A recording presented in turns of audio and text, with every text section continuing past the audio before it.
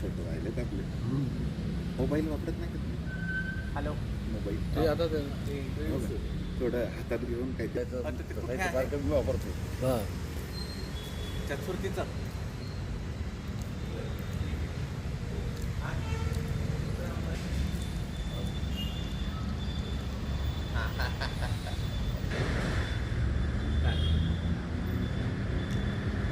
तर कधी येते?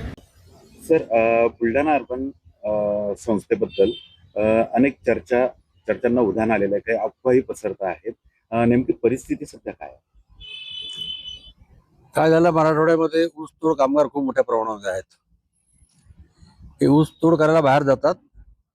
ते जाताना यांचं जे सोनं असते गहाण ठेवून जातात.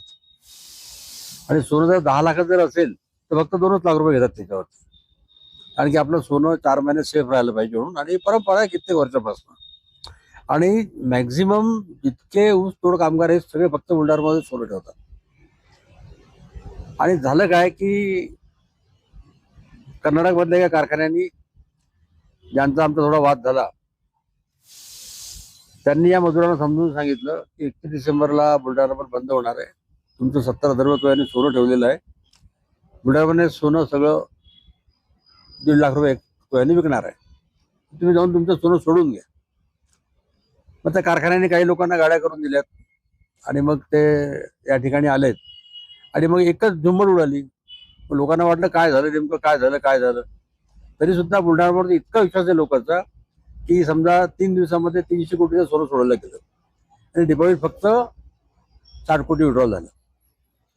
तेही गर्दी पाहून झालं लोकांचं. साधारण मध्यमवर्गीय लोक असतात त्यांनी काढले पैसे. परंतु ज्या शाखांवर ते रात्रभर सोन्याची डिलिव्हरी दिली, आपण शाखा बंदच केल्या नाही जोपर्यंत शेवटच्या घरात परत जात नाही, त्या शाखांवर काल परत 15-20 केसेस झाल्या नवीन.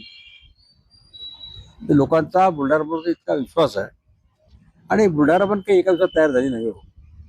40 वर्षातली सहकारातली मोठी तपश्चर्या आहे.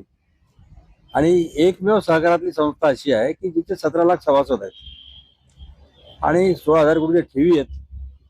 3,000 कोटी आज मालमत्ता आहे. तिथे आजचं जर बाजार मूल्य काढलं तर किती 10,000 कोटीच्या घरापर्यंत जाईल. ज्या अफवा पसरत आहेत, सदस्यांना किंवा नागरिकांना, तुमच्या ग्राहकांना काय आवाहन करा? हे आव्हान, बुलढाण्यामध्ये विश्वास ठेवा. 4,000 कोटी कॅश लिक्विडिटी बुलढाण्यामध्ये. आज 3-4 हजार कोटीची मालमत्ता आहे. 1,500 कोटीचं धान्य आहे. 400 वेअरहाऊस आहेत. 11 कोल्ड स्टोरेज आहेत. 22 शाळा आहेत. 4 मोठे भक्त निवास आहेत. 3 अजून अयोध्या आणि पंढरपुरात 3 भक्त अजून तयार होत आहे. 6,000 कर्मचारी आहेत. शाळांमध्ये 70,000 विद्यार्थी आहेत. का लहान संस्था आहे का? इतक्याने काय होणार आहे संस्थेला? काहीच होणार नाही. आणि 2% ते NP आमचा फक्त. त्यामुळे संस्था एकदम स्ट्रॉंग आहे. चिंता करायचं काम नाहीये. आणि कुठेही डिपॉझिट थांबलं नाही, काही नाही, सगळं नियमित झालं. आज आम्ही मुद्दाम नको कोणाला मला सांगून आज रविवारी सुद्धा शाखा चालू ठेवल्या मराठवाड्यात. म्हटलं आज रविवारी पण शाखा चालू ठेवा जो कोणी द्यायचा. तर काहीच नाही अजून कोणी आलं. सगळं व्यवस्थित चालू झालेलं आहे. नाही, सगळं झालं. रेग्युलर व्यवहार सुरू झाले. डिपॉझिट यायला लागलेलं आहे. मी सांगितलं ना की ज्या शाखांवर ते लाईन लावून सोनं गेलं त्या शाखांवर काल 40, 20, 25, 30 केसेस झाले ना त्या शाखांवर. याचा अर्थ काय? सगळं रेग्युलर आहे. म्हणजे पण हे आपली संघाची शाखा म्हणून ओळखल्या जाते, तरी पण असे याची अफवा पसरवल्या गेली. नाही, आम्ही सगळे संचालक संघ विचारसरणीचे आहोत. आणि मी तर संघाचाच आहे लहानपणापासून. त्यामुळे आमची शाखा शिस्तप्रिय आहे. सगळ्या गोष्टी आमच्या इथे एकदम नियमाप्रमाणे चालते. असं काही घडत नाही.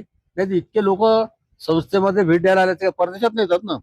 नेपाळमधनं आले, श्रीलंकेतनं आले, बँकॉकमधून आले, चायनामधून आले. कित्येक ठिकाणचे लोक संस्था बघायला येतात. तिथनं सगळं बघून जातात की बा सहकारांचं एक वेगवेगळे मॉडेल आहेत. आणि त्यानंतर आता आमचे संघाच्या विचारसरणीचे असल्यामुळे आमचे 2 मोठे गोरक्षण आहेत, वेद विद्यालय आहे.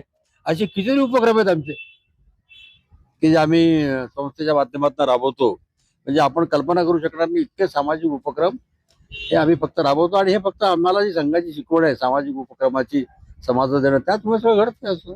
सगळे आम्ही त्याच विचारसरणीचे लोक आहोत.